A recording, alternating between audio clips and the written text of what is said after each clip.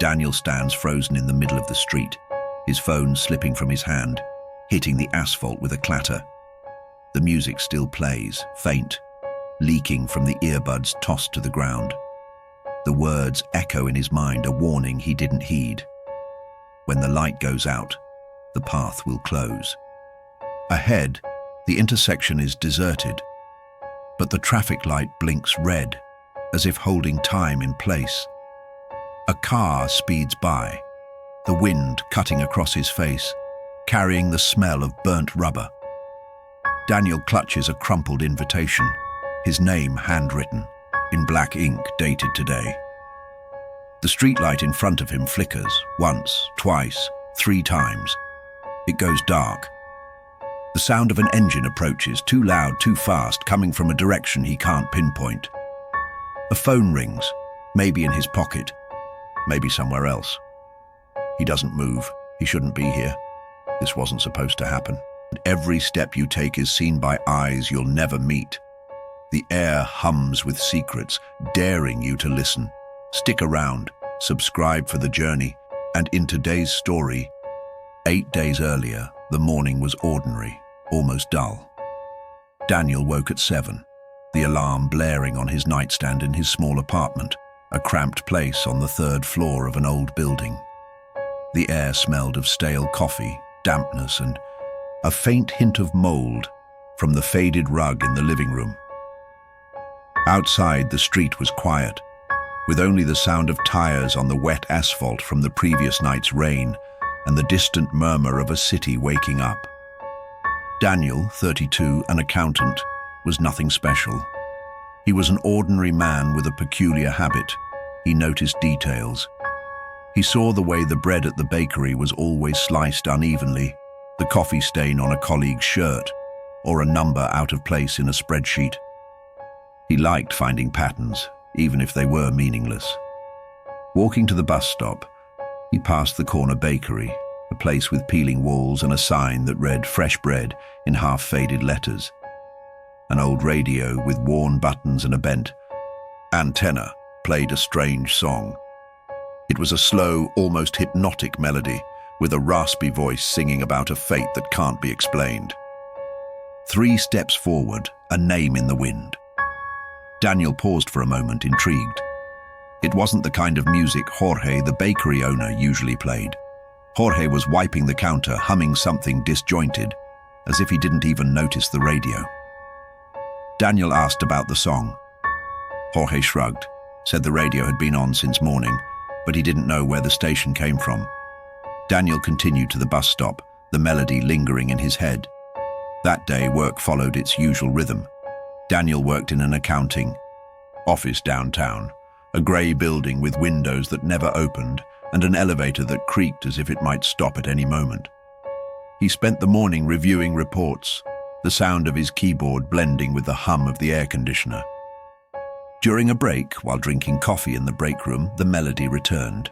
Tiago, a colleague always glued to his phone, was scrolling through a random video on social media. The music was identical to the one from the bakery. Daniel frowned and asked what it was. Tiago laughed, said it was a random video in his feed from an obscure 80s band called The Children of Fate. When the light goes out, the path will close, the voice sang, low and distant. Daniel felt a chill but tried to brush it off. He asked to see the video, but Tiago had already moved on to another. Old stuff. I don't know where I found it, he said, shrugging. Daniel mentally noted the lyric, unsure why. Something about the phrase felt off, like a piece of a puzzle that didn't fit. That night, on the crowded bus ride home, the music surfaced again. A passenger in the back, a young man in a hoodie with his face half hidden, had earbuds leaking sound. It was the same melody. Daniel tried to get closer, squeezing through the other passengers, but he only caught fragments. 3 steps forward, a name in the wind. He looked out the window, and the bus passed a street sign, 3 Step Street. The name seemed to glow under the dim streetlights. Daniel laughed, nervously telling himself it was just a coincidence. As he got off at his stop, he stepped on something soft. It was an envelope, crumpled, with a name handwritten in black ink. Clara.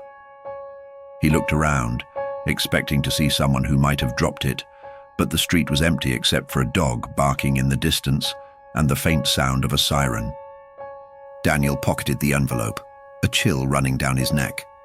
Back at his apartment, he opened it. Inside, a handwritten sentence. The light goes out at 10. He glanced at the wall clock, 10:15 p.m.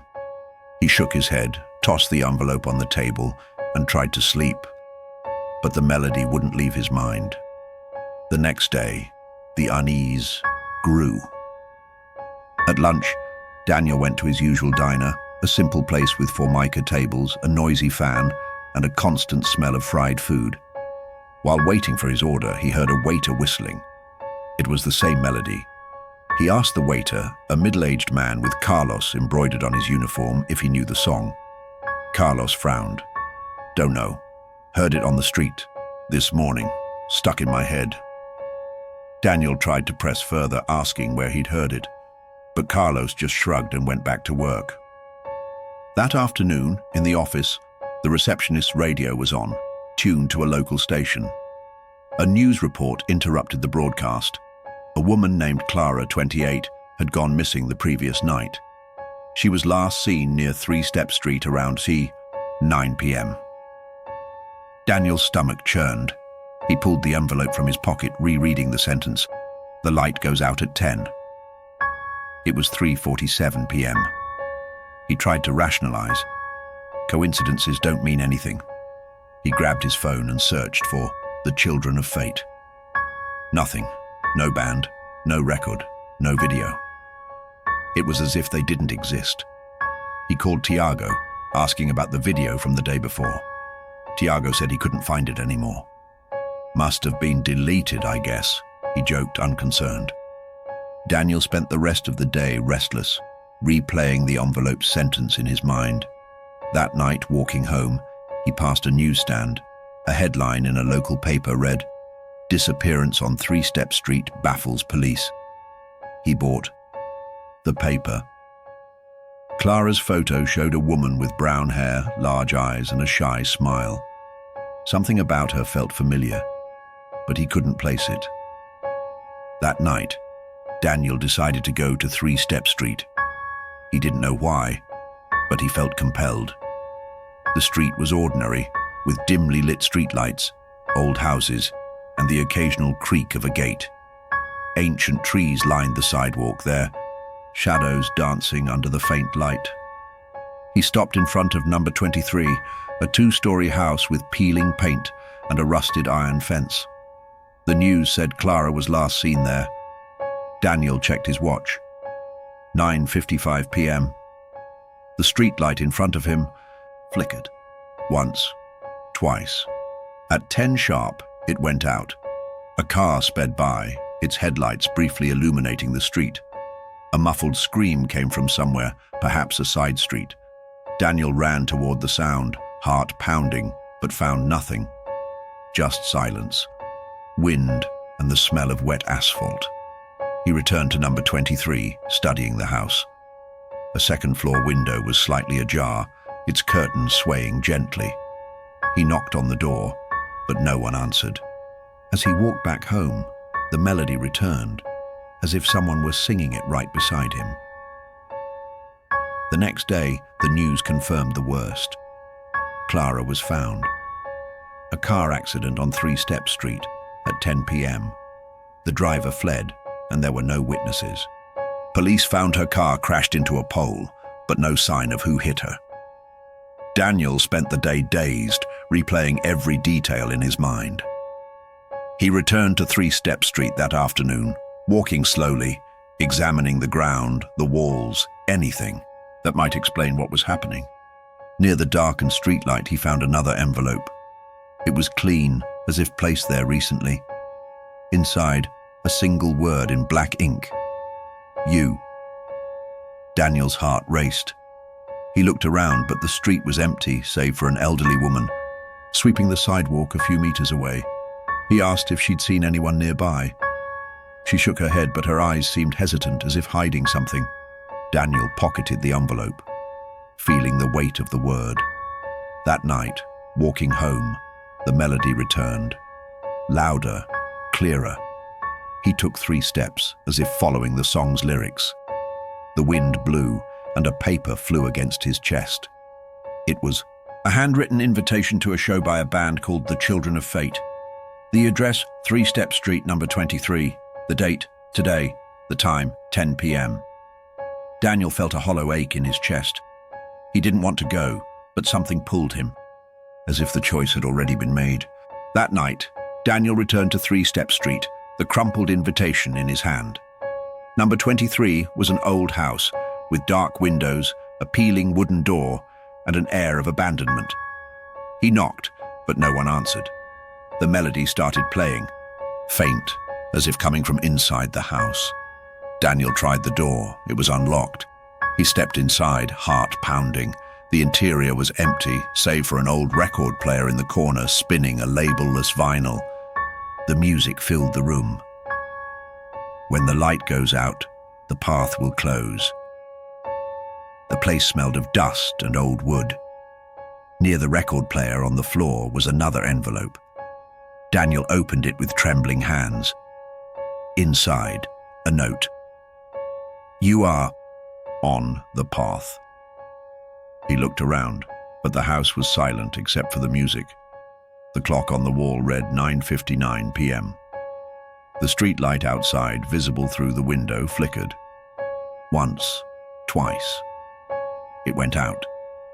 He ran outside, his phone falling to the ground, the earbud still playing the music. On the asphalt, he found another paper pinned under a stone. It was an old black and white photo showing a woman who looked like Clara, but dressed in clothes from another era. Beside her, a man with a blurred face. On the back, a handwritten sentence.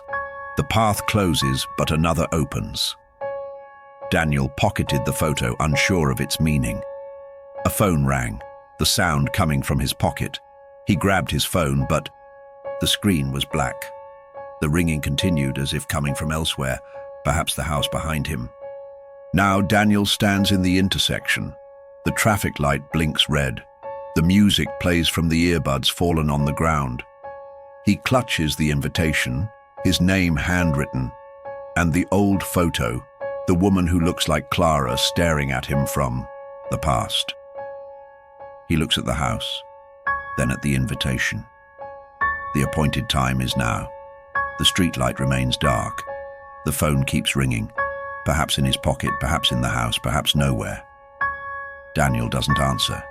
The sound of an engine approaches. He doesn't know what comes next, but he shouldn't be here. This is Tales of the Watcher, where shadows tell what eyes can't see.